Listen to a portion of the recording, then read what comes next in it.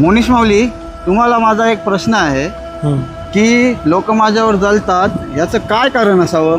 याचं कारण हेच आहे की तुमची प्रगती झाली. ते कसं? ते कसं तुम्हाला मी सांगतो. कारण की ज्याला आपण सगळं काही सांगतो, ज्याला आपण आपलं मानतो, ज्याच्यावर आपण जीव ओततो, शेवटी तीच माणसं आपल्याला धोका देतात. तीच माणसं आपल्या पाठीमागे उलट सुलट बोलतात. खरोखर आहे. जेव्हा आपण गरीब होतो, आपल्या आमटान तेल नव्हतं, आपल्या अंगावर चांगले कपडे नव्हते, तेव्हा आपल्या पाठीमागे कोण होतं? कोणीच नव्हतं.